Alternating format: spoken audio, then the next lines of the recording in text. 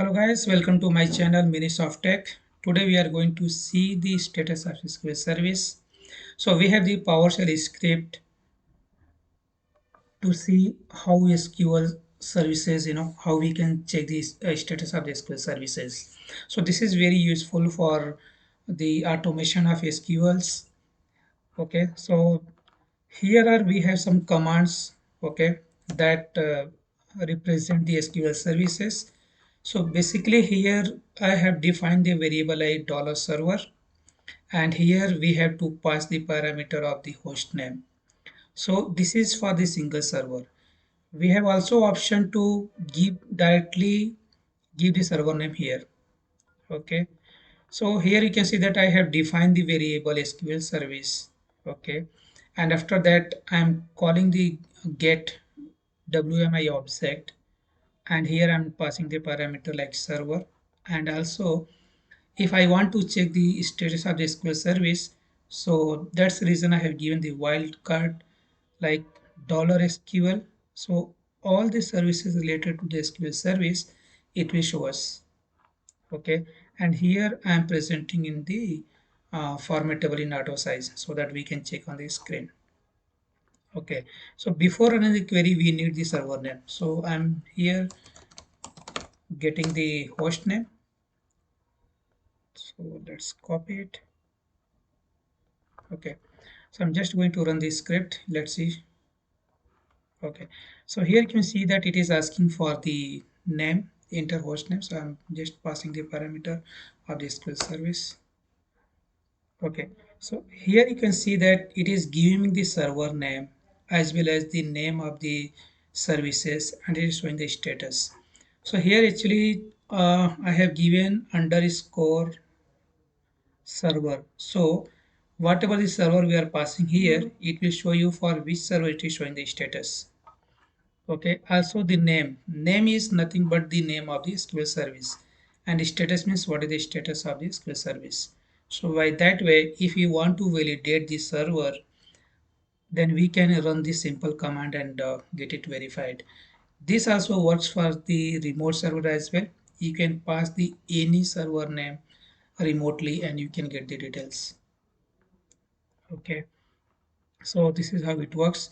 Now again we are going to see how the for the multiple servers it works. Okay, so here I had the command already copied.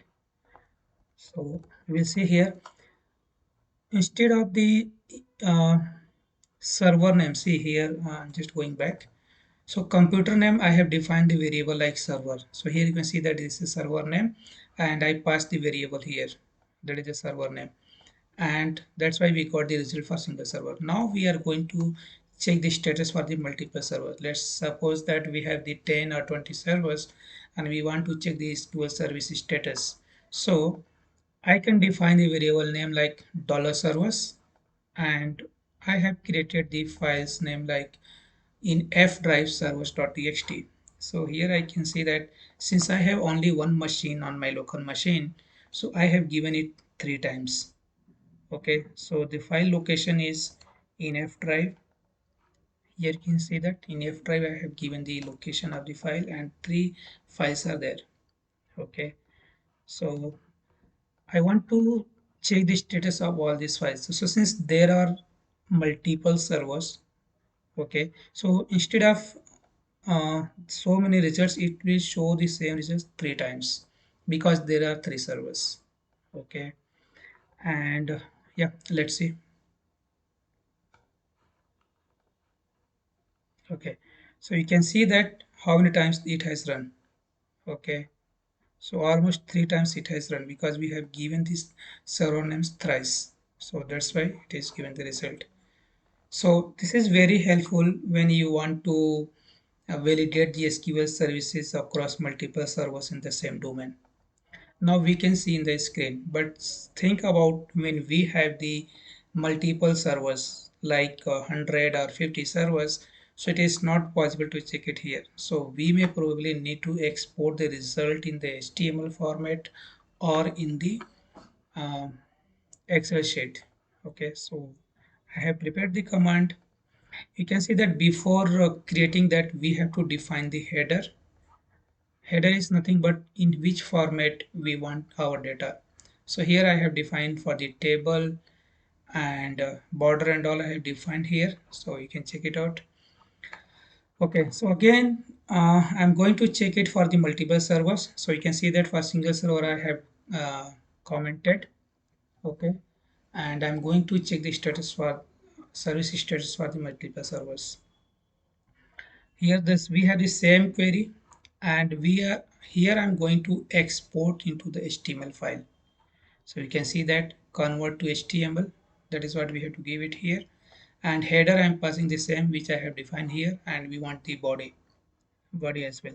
So I'm passing the exporting the result in HTML format, and it is in F drive. Okay, also it is showing the status as well. So if we want to check the status on the screen, then we have to give this command as not required. Also I'm going to show you how we can export into the uh, Excel. So before exporting to the Excel, first of all we have to import the module, install the module, that is import Excel module, then it will work. So you can see that we have this same query here, that is the SQL service. Okay, and same result I'm going to append in the Excel sheet. So here I have given the command like select object, so I'm selecting all these three columns and exporting to the F drive. So as of now you can see that in F drive nothing is there, nothing is exported. So we will export and we'll see. I mean, we will run the command and we'll see how it looks like. Okay, so I'm going to get two results at the same time. One is HTML and another one is Excel sheet. Okay, so let's run it.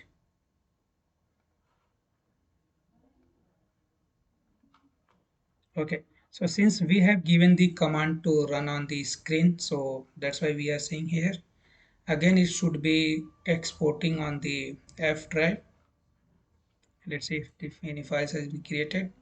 Okay, so it has completed, command has been completed, and you can see that two files are created. One is HTML and another one is Excel. So first let's open the HTML file. Okay, so you can see that SQL is showing the status as SQL service, and again it is showing the column name server and SQL service name and the state that is running or stopped. So this is how the HTML format looks like. Now we can check the status of the Excel. So let's open it. Okay, so here also you can see that all the server names, whatever we are going to pass in the servers.ht file, so it is showing the status for all the servers. Okay, separately. Then again it is showing from here. So like that it has showing for three times. So if you say for example if it is the three different servers, so you will get these three different names here. Okay, so this is how it works. So suppose that if you want to work on any server and services are stopped, then you can start the service. I will make another video to see how to start the SQL services or start and stop the SQL services on the remote server as well on the same machine. So thank you guys. I hope you like the video. Please like my videos and subscribe my channel. Thank you. I hope this is useful to you.